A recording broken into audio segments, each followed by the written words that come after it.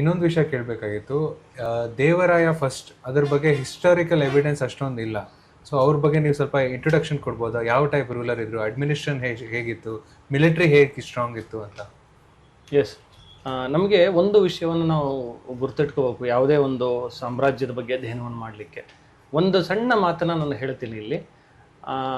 ವಿಜಯನಗರ ಸಾಮ್ರಾಜ್ಯ ಅಂತ ಹೇಳಿದ ತಕ್ಷಣ ಬಹುತೇಕ ಜನರ ಗಮನ, ಬಹುತೇಕ ಓದುಗರ ಅಥವಾ ಕೇಳುಗರ ಅಥವಾ ಜನಸಾಮಾನ್ಯರ ಗಮನ ಕೃಷ್ಣದೇವರಾಯ ಅನ್ನುವಂಥದ್ದು, ಕೃಷ್ಣದೇವರಾಯನ ಹೆಸರನ್ನೇ ನೇರವಾಗಿ ತೆಗೆದುಕೊಳ್ತಾರೆ.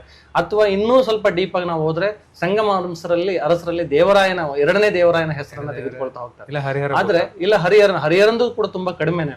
ಆದ್ರೆ ವಾಸ್ತವಿಕವಾಗಿ ನಾವು ಅಧ್ಯಯನವನ್ನು ಮಾಡ್ತಾ ಹೋದ್ರೆ ವಿಜಯನಗರ ಸಾಮ್ರಾಜ್ಯದ ಅಂದ್ರೆ ವಿಶಾಲ ಸಾಮ್ರಾಜ್ಯದ ಕನಸಿಗೆ, ಅಂದ್ರೆ ವಿಶಾಲವಾದ ಸಾಮ್ರಾಜ್ಯವನ್ನು ಕಟ್ಟಬೇಕನ್ನುವಂತ ಏನ್ ಕನಸನ್ನ ಕಂಡಿದ್ರು ಇಮ್ಮಡಿ ದೇವರಾಯ ಅದನ್ನು ಕಟ್ಟದ. ಅದಕ್ಕೆ ಭದ್ರ ಬುನಾದಿಯನ್ನ ಹರಿಹರ ಹಾಕೊಟ್ಟಿದ್ದನ್ನ ನಾವು ನೋಡ್ತಾ ಹೋಗ್ತೀವಿ.